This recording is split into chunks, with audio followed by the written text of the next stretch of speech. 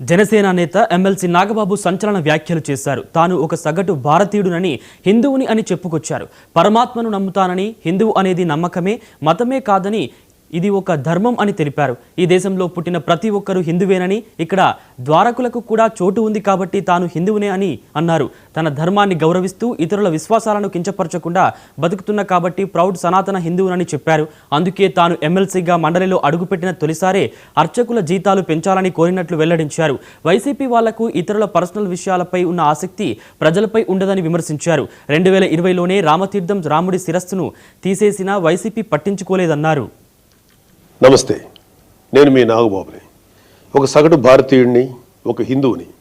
అదేంటి మీరంతా నాస్తికుడు అనుకుంటున్న నాగబాబు హిందువుని అంటున్నాడని అనుకుంటున్నారా? ఆదిశంకరుల అద్వైతం, రమణుల ఆత్మజ్ఞానం, వీళ్ళిద్దరూ చెప్పిన నిరాకార స్వరూపమైనటువంటి ఆ పరమాత్మను నమ్ముతాను. హిందువు అనేది ఒక నమ్మకమో ఒక మతమో కాదు, ఇది ధర్మం, మన జీవన విధానం. అవివేకుల్ని, అజ్ఞానుల్ని ఎడ్యుకేట్ చేసేలా చెప్పాలంటే ఇది ఒక జియోగ్రాఫికల్ ఐడెంటిటీ కూడా. ఆసేతు హిమాచలం నుంచి హిందూ మహాసాగరం వరకు ఈ పుణ్యభూమిలో పుట్టిన ప్రతి ఒక్కడూ హిందువే. ఈ దేశంలో, ఈ ధర్మంలో చార్వాకులు కూడా చోటుంది కాబట్టి నేను నికార్సైన హిందువుని.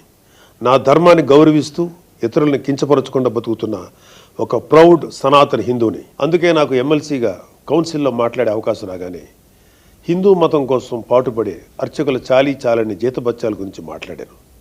మరి వైసీపీ నాయకుల సంగతి ఏంటంటారు? సెప్టెంబర్ 6, 2020 అంతర్వేది శ్రీ లక్ష్మీ నరసింహస్వామి వారి రథం దగ్ధమైన రోజు. రాష్ట్ర వ్యాప్తంగా ఉన్న హిందువులందరి మనోభావాలు దెబ్బతిన్న రోజు. అప్పటి వైసీపీ ప్రభుత్వం ప్రతిపక్షాల ఒత్తిడికి తలొగ్గి కేసుని సిబిఐకి అప్పచెప్తామని చెప్పింది. కట్ చేస్తే 2023లో ఒక హిందూ హక్కుల యాక్టివిస్టు ఆర్టీఐ వేశాడు.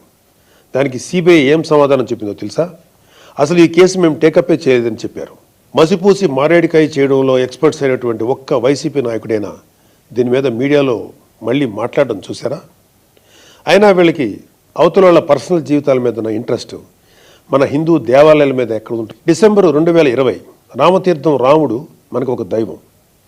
మహావిష్ణు అవతారం మాత్రమే కాదు, అంతకు మించి ఈ దేశం తాలూకు ఆస్తిత్వం రామకథలో ఉంది. ఒక మనిషి ధార్మికంగా ఎలా బ్రతకాలో రామాయణం చెప్తుంది. రామాయణంలో మారీచుడు చెప్తాడు, రామో విగ్రహవాన్ ధర్మ సాధు సత్య పరాక్రమ అని. హైదరాబాద్లోని ముషిరాబాద్లో దారుణం